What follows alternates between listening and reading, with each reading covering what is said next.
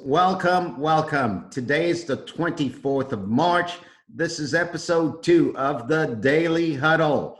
We're podcasting directly from Atlanta, and our intention is to equip you and leave you with the information and everything you need to actually continue to live your life powerfully and deal with these circumstances powerfully while continuing to generate revenue, while making great decisions and getting better results. Your hosts are Giovanni Gonzalez and myself, Saurel, Quettan, and we have our guest today, Miss Maneesha Sabharwal from Emory Hospital, Emory Health Systems. And she is a specialist in emergency medicine. Good morning, everyone, and good morning, Dr. Maneesha. Good morning. How are you? I'm good. How are you? Great. Thank you for being here. Giovanni, as my co-host, please go ahead and introduce yourself and create the morning for our guests. Yeah, thank you. Good morning.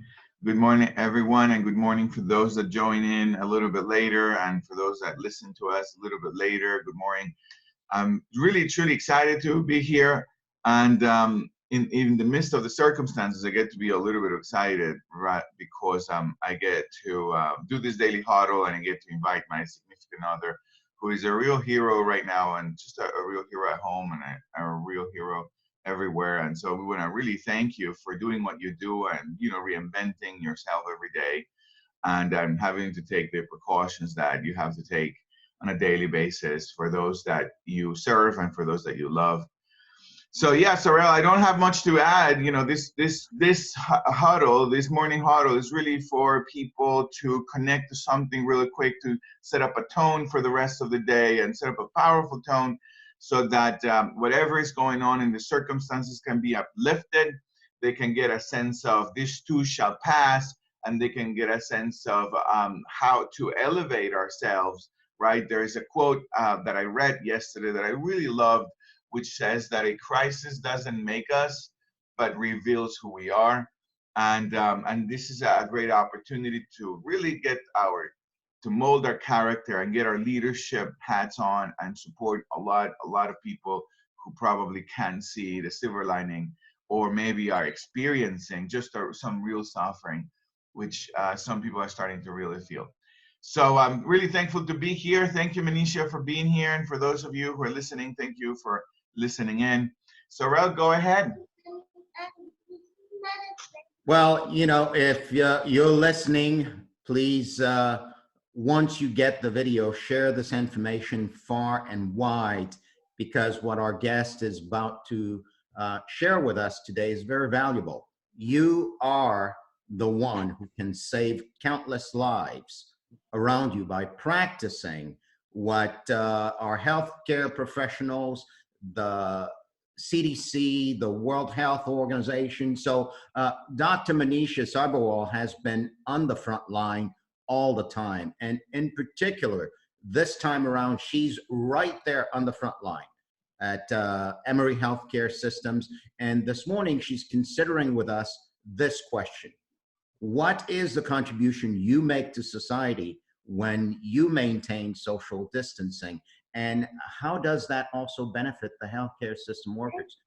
Dr. Maneesha, welcome and thank you for being here. The floor is yours. Well, thank you very much. Excuse the 3-year-old. We tried to put on Sesame Street and it's not quite working. Can you give me 5 minutes? So yeah, the contribution that you can, make to, sorry about that. So to clarify, yes, I am an emergency medicine physician at Emory University. Today I'm speaking on behalf of just being a doctor, not on behalf of Emory. But there is a huge contribution that you can make to society and the healthcare system by social distancing. And, social distancing, sometimes when you hear a phrase over and over again, it becomes part of you, but you don't actually understand, or any phrase, you don't actually understand, what does it mean? How do I execute it? And what is the impact? So we're going to start truly with what's the impact of the process and why is everybody hashtagging social distance? The reason is, there's two reasons. One, we obviously want to save lives. The way to save lives is to prevent overwhelming the healthcare system. So I'm sure everybody has seen the two curves, the one that peaks exponentially and then the other one that definitely flattens out over time. So when you have a very steep rise and steep decline, when you get to the peak of the curve, you have overwhelmed the healthcare system, meaning we no longer have supplies. We no longer have medicines. We no longer have doctors and nurses because they've gotten sick. Not even the doctors and the nurses. We don't have first responders. We don't have EMTs. We don't have the environmental services that comes and cleans the rooms after sick patients leave. We don't have enough cafeteria cooks to make food for patients in the hospital. So when you have too many sick people coming to the hospital at once, you exhaust all of the healthcare resources, and then difficult decisions have to be made. And those are life and death decisions. I'm sure everybody has heard on CNN, we only have 100,000 ventilators in the country, and they think we're going to need 200,000 or 300,000. Well, you probably never thought that we wouldn't have enough life support machines, in layperson's terms, to keep people alive. But if you overwhelm the healthcare system, we will have to start making life and death decisions. We will have to say, well, this 80-year-old who did have a fairly good functioning life, he or she has lived a good life. So now we also have this 40-year-old who has 3 little children and also had a good life, who gets the ventilator. So we don't want to have to make those decisions, because it becomes very paternalistic, and that's not the way the country works. So the way we're trying to get you to do it is, if you stay away from people, if you social distance, if you stay at home with your own family unit, the likelihood that people get sick decreases drastically for the time being, just in the current time frame. It doesn't mean that more people won't get sick later, but for the time being, the number of people who get sick will decrease. You will not overwhelm the healthcare system. We will still have equipment to protect ourselves so we can continue to take care of people, and we won't have to make those difficult decisions in times of scarcity. So that's the main thing that we're trying to do for saving lives. Now, there's other things that happen when you give us time in the healthcare system. So if you can remember a little bit of geometry, when you look at the two curves, for the most part, the area under the curve is the same, which means that the number of people who are going to be affected could potentially be over the same, but it's over a certain time period. So when you give us time, what happens is companies can make more protective equipment to protect us. You can, like we have done in the country, you can have General Motors and Tesla and Ford redo their factories quickly to start making ventilators. You give the research community time to come up with a vaccine, to come up with treatment, and to come up with other novel ways to prevent death. So then, if you give us enough time to do that, what will happen is the actual area under the curve, hence the number of people who will get it, will go down. So a great example is, we have the flu. Every year, this year, 36 million people got the flu. The last number I saw was that 20,000 people died. So in the emergency room, we know that around November to March, our hospitals and our ERs are going to be packed because people get the flu. But because we've been dealing with the flu for decades upon decades, we're prepared and it doesn't overwhelm the healthcare system.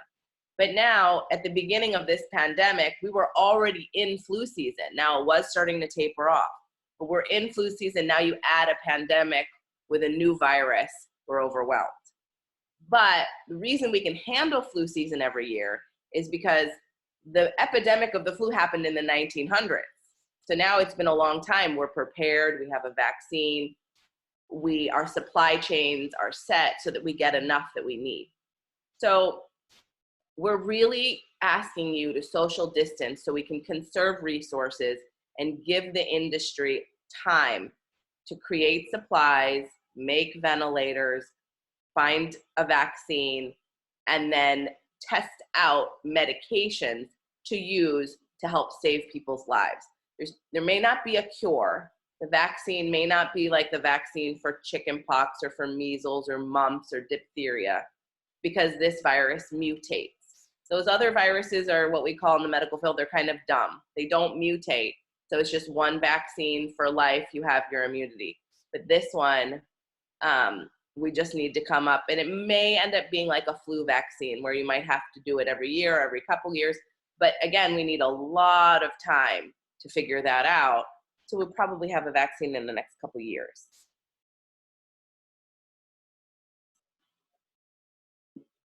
Awesome, Maneesha. Thank you so much for bringing this information to us. Now, to each of you that are in here, this is the format for the Daily Huddle. It's information to not just empower you for yourself, but information to empower you to make a difference in your community where you are. So do you have any questions? Because you are also part of the conversation, and the richness of the conversation depends on your participation. So the floor is open to you to ask any questions you may have of Dr. Maneesha Sabharwal. You can speak it, or you can also type the question if you like. Now, I know while someone is typing the questions, or if you want to raise your hand and you can speak it, Karina, you have a question, Karina? Yeah, and maybe this is a stupid question, but I'm just going to ask it anyway. You said it was going to be like a couple of years that there might be a vaccine. But my understanding, this is not totally factual, but my understanding is like we've known of this virus, since like 2000, some other time. I want to say 2015 or 16, but I could be completely wrong. But like that we've known of this virus. It's not like a brand new virus that came out of nowhere. And so I guess the thing that I'm just kind of curious is like, why didn't people start trying to come up with a vaccine before? And again, it's non-factual that I think that it's been around. It was something that I read. Who knows what's true anymore, what you read. And so the first part of the question is, why is it all of a sudden now becoming a pandemic as opposed to like in the past, since this virus has been around for I don't know how many years? And then why is it that we're like, oh, well, maybe in a couple of years we might have, and I heard you say that it adapts or it changes or something like that. So I guess that's the part that I'm curious. And I'm not sure if that's clear enough, but the first part of the question is, how long has it been around? A, and then B, why has there not been more work to create a vaccine previous up until this point? And then C, why would it take so many years now that we have this pandemic? That's pretty much the question. Okay, so I can answer that. So first and foremost, this virus specifically has known to be in bats. And what we think happened, and all of this, again, because we don't have all the research, we think that a bat probably infected some animal that was then consumed in a province of China, and that's how it got transferred to humans. But what I think that you could have possibly read was hearing about what we say coronavirus. So to be very clear, coronavirus is an umbrella term, kind of like the human species, if I want to liken it to something. So you have a human species, and then you have all of these races and all of these cultures. Coronavirus itself is an umbrella term, and under that are a lot of different type of viruses. One that has been around forever is called the common cold. The common cold that all the little children who go to daycare get is a coronavirus. The runny nose, the little fever, the one that they bring home for the first couple years to their parents, and then we're all sick. It's a coronavirus. So SARS was a coronavirus. MERS, Mediterranean something respiratory syndrome, was also a coronavirus. So this is another type of coronavirus within that umbrella term that has emerged. So to answer specifically, did we know that this specific one was around since 2015? I'm not so sure. Now, COVID-19, just to be specific, is the syndrome. It's the disease that's caused by this coronavirus. It's kind of like the coronavirus that causes the common cold. So I can't speak to if we really knew that this was around since 2015. And the speculation that it came from bats and went to another animal that was consumed, I'm not sure how strong that data specifically is either. So why didn't we come up with a vaccine? Well, the reason we didn't come up with a vaccine is it hadn't entered humans yet. So it's really not possible to come up with a vaccine for something, for every possible virus that could hit the human population. So that would be my explanation for why we don't have one yet. Now, your last question is, why does it take so long? Creating a vaccine has to happen in many stages. And to simplify it, you could say there's 3 clinical phases. The first one is that you start with, so the WHO, the minute they heard about this, the United States may not have done it, but the WHO, the minute they heard about it, started testing things. And so we actually have a vaccine available. And there's a stage 1 clinical trial, phase 1 going on in Seattle with volunteers. It's a very small group of people. It's going to be 20. And basically in that stage, what they do is they see that if you give the vaccine, does your body mount the response that is needed? So these people, they get the vaccine, they still go home and they get quarantined. They're not testing to see if you get it, so they don't throw you to the wolves, but you still go home. Then they have blood draws every couple, maybe twice a week, to see if what we call your titers or your antibody levels are peaking, because they want to see that your body's able to mount an immune response. Then the next phase is where they see if there is any side effects. And the final stage is where it's a big clinical trial with thousands of people and multi-centered.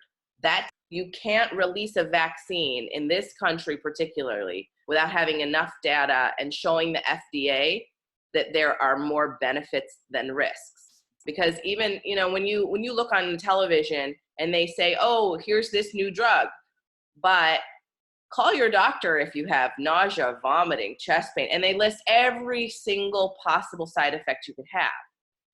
They do that to cover themselves, but they've tested it so that they know that people aren't going to die from the vaccine. And so that takes time. Now, creating a vaccine in 2 years is pretty remarkable if we're able to do it.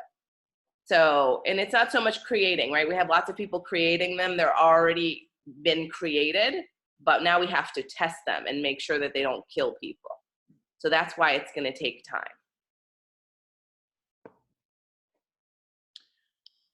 Does that answer your 3 questions? Kind of? Yeah.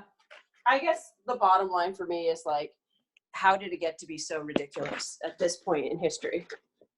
And so to a certain extent, I can answer that. Like, you mean, how did it spread so widely? Yeah, I guess that's it. So social distancing has a huge part, and that question ties in perfectly to what we're speaking to today. If you think about it, the first case that occurred was in Seattle, and it was a gentleman who returned from Wuhan, China. And from there, now we have 42,000 cases in the country. Now, I'm not saying that that individual resulted in all 42,000 cases, but when you don't stop, we didn't know this, but it's a very, very contagious virus. Not necessarily extremely deadly. It's still, the verdict is still out if this is more deadly than the flu, but we definitely know it's more contagious than the flu. So, I mean, and you can see that in Italy. It's very, very contagious. You put a lot of people in a very small area, it's going to spread fast. Same thing with New York City. 40,000 cases in this country, 22,000 of them are in New York City. Very small area, people on top of each other. It's spreading rapidly. Now, we're still not, we speculate that there's two reasons that Italy, the death rate is so high. It's because one, their population is very old, and two, just like they didn't have social distancing fast enough. So they overwhelmed their medical system. And now their medical system can't keep up.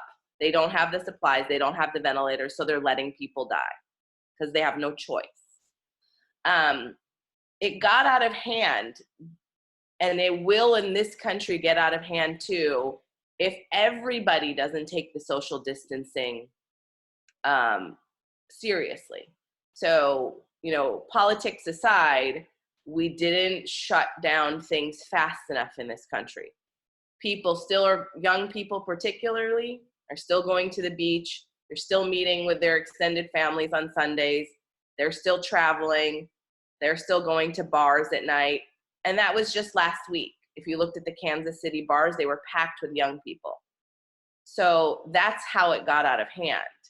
The medical community couldn't necessarily prevent it from getting out of this hand. It had to be done at the governmental level. And now we're starting to do it. The medical community doesn't think that we're being stringent enough for the most part.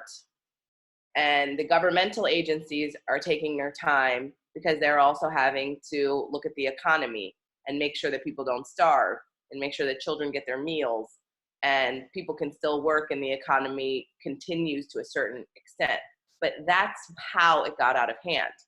We brought people back from the Diamond Princess, and because they were quarantined for a couple weeks there, we didn't continue to quarantine them. So people interacting closely with other people is exactly how this got out of hand.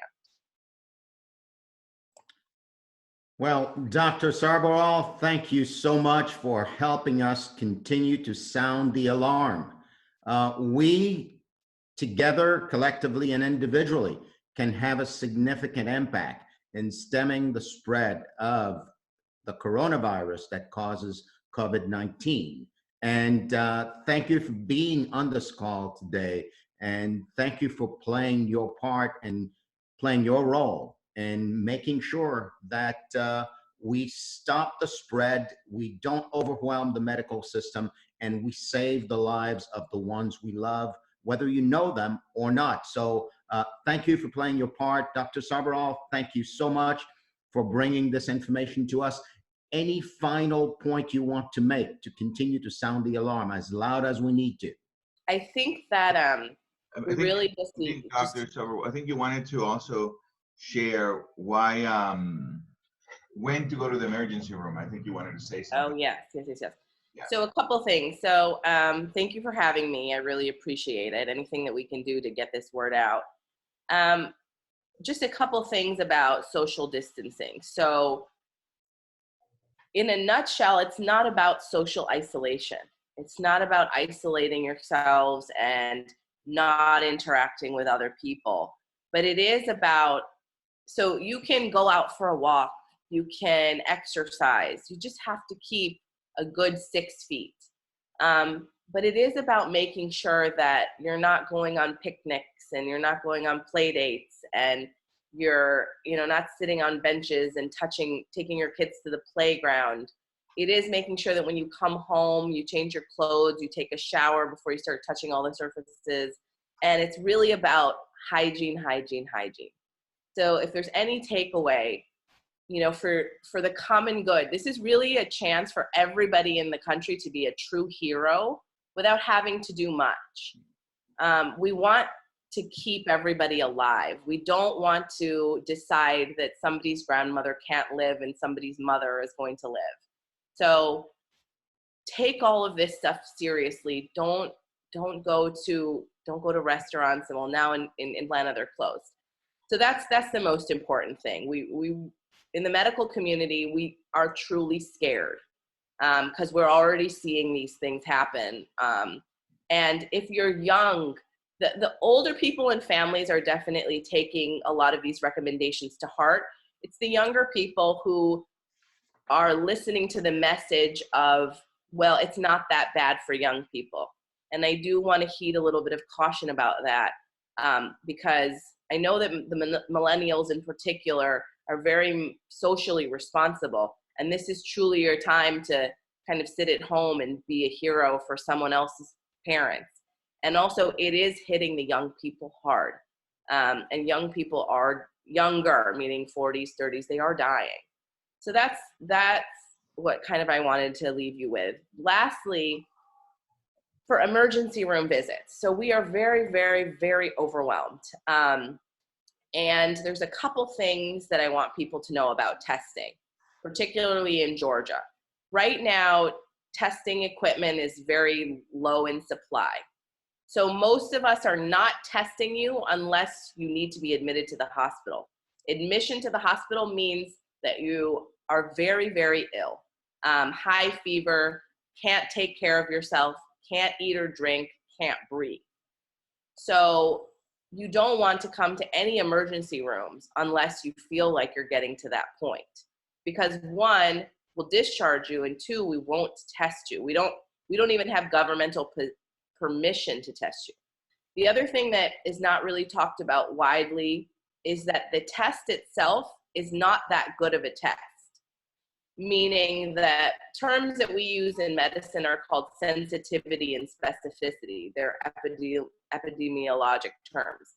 But when it comes to you want very high sensitivity. What that means is that you'll have more false positives than you'll have false negatives.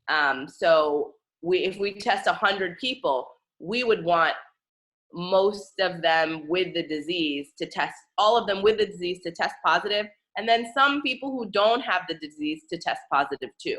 That's for us a good test. So that would mean the test is 100% sensitive, that it will capture all of the people who are sick and then some. This test that we have right now is 70 to 75% sensitive. That means that 25 to 30% of the people who get tested will have a false negative. It means you will have the disease and you will test negative. So it's very dangerous because we have people coming to the emergency. In the very beginning when we got the test, we had people coming to the emergency room with very mild symptoms, not needing admission, wanting the test. Then they tested negative. What happens when you get a negative test? You think, I don't have to socially distance anymore. I can go out and party. I can interact with my elderly grandmother because the test was negative, but you're in fact positive. And we can't do multiple tests. So there was a study that came out of China that showed that they took 20 patients over 2 weeks and they tested them, and they knew that they had COVID-19. They tested them every single day. And every day the test was positive, the next day negative, the next day negative, the next day positive. It's not a good test. So we also have to be mindful that if you think you have the symptoms, but you're not that sick, you don't want to come to the emergency room. You want to recognize that I'm not somebody who needs to be tested. So if you're not sure if you have the symptoms, actually, Emory University came out with a great new app. It's called, it's C19 Check, CHECK.com. It's an app you can go through, tap on all of your symptoms, and at the end, it will give you a recommendation of what you need to do. Do you need to call your health care provider? Do you just need to stay home in quarantine, or do you need to go to emergency room immediately? But please, please, please don't come to the emergency room if you just want to know. Because one, we won't test you, but if we get more tests, you might be negative and you still have it. So you still in this time have to practice social distancing despite the result of the test. Awesome information. Ladies and gentlemen, we've come to our time. We're about a minute away. This is the Daily Huddle, where we empower you with exactly what you need to remain productive and to remain calm and to be someone who's making a difference in your community and in your family. Thank you for being with us today. Spread the word. Join us tomorrow. Tomorrow we're going to have with us our guest, Agatha Damon, who's as expert in her field as Dr. Maneesha Sabharwal is, and she's going to be addressing this question. How are you managing your time to remain productive in this crisis and continue to generate revenue? So tune in tomorrow at 9 a.m. We'll see you then. Thank you. Thank you, Dr. Sabharwal. Thank you, everyone. Thank you, Gio. Thank you, Saurel. Thank you, everyone, for joining in. Thank you. Have a great day.